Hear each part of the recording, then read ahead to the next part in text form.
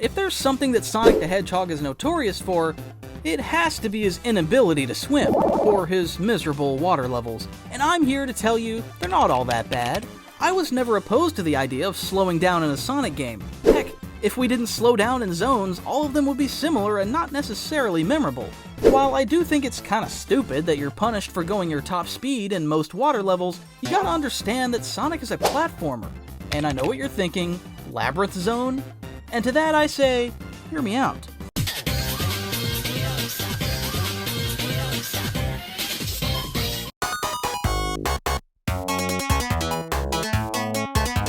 Labyrinth Zone is the 4th zone from Sonic 1 and is widely considered the worst classic Sonic level due to, well, skill issues.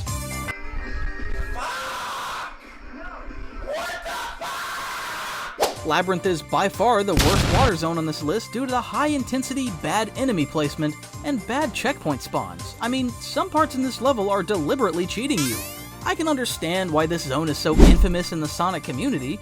Sonic is constantly met with obstacles, and on top of that, you have to balance that out with getting air bubbles. First-time players will likely have multiple brain aneurysms from parts in this act. I'm talking about you, floating platform. This stage could also be criticized for its claustrophobia aspect. Sonic isn't given any room to fully run around besides the start of Act 3 or the ending acts. I'm not opposed to the idea of Sonic not going full speed and taking time to admire his surroundings, but we already dealt with that in Marble Zone. The boss fight is okay, I can see what Sonic Team was going for, but the final product wasn't quite there. You're not fighting the boss, moreover, you're fighting the level itself.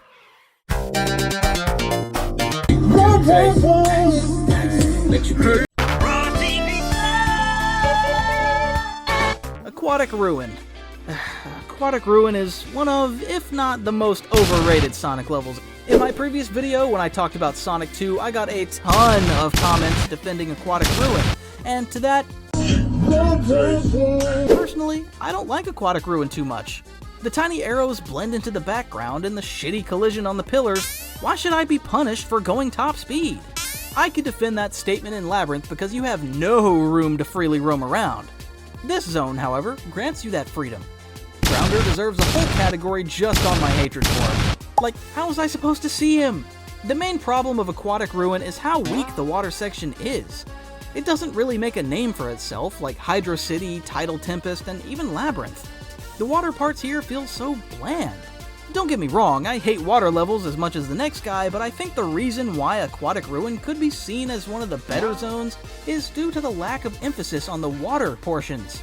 Most people hate water levels because they lack the basic understanding that Sonic is not always going to be at top speed. I can see what the developers were going for. They wanted Sonic to be fast whilst being underwater, but here, Sonic constantly runs in a straight line with barely any obstacles besides collision and walls. I know that might sound hypocritical for what's about to come up, but do keep in mind this level only has about 2 branching paths.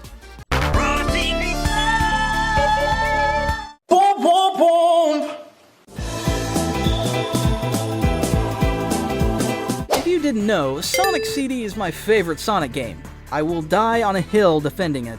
Anyways, Tidal Tempest is Sonic.exe's 3rd zone and my personal favorite Sonic zone. This feels like the developers really wanted to learn from the disaster that is Labyrinth.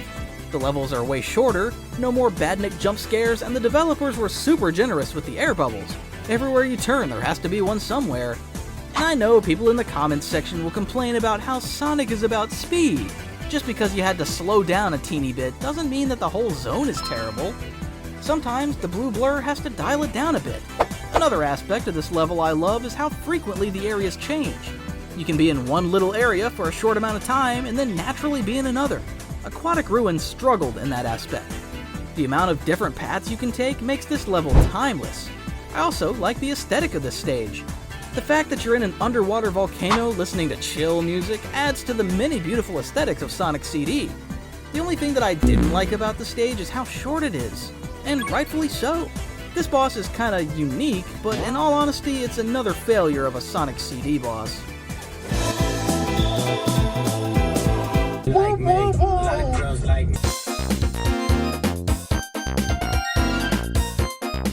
Hydrocity, and yes, it's pronounced Hydrocity, is the second act from Sonic 3. It feels like the developers finally made a water level that fans can enjoy. This zone pretty much captures what Labyrinth and Aquatic ruins couldn't. Well, kinda. First off, Sonic is able to go at his max speed throughout the level with barely any hindrance. This is what makes it such a memorable stage. You're not forced to stop every 5 seconds just because the game felt like it. The water portions sometimes feel pretty, well, dry. It's like they wanted Sonic to take it slow and take it fast at the same time. It's not like I hate going slow underwater, but it feels like it hinders the fast-paced gameplay that I was greeted with earlier at the start. The badniks here are questionable? I don't know why Grounder is here. It feels like the developers wanted to make a Sonic level that features water rather than expanding on it like Tidal Tempest. I don't think the water parts are terrible, but I wish they featured multiple, and I mean multiple, breaching paths. All in all, this level was meant to please the crowd who likes fast-paced gameplay and not fans who overanalyze. Samantha! Don't get me wrong, Sonic was meant to go fast, but sometimes it's okay to take your time. Sonic doesn't have to be this fast-paced anthropomorphic hedgehog on every level. If Sonic had all speed-type levels, gameplay would feel repetitive. Thanks for watching. Make sure to like and subscribe so I can keep supplying you with monthly videos.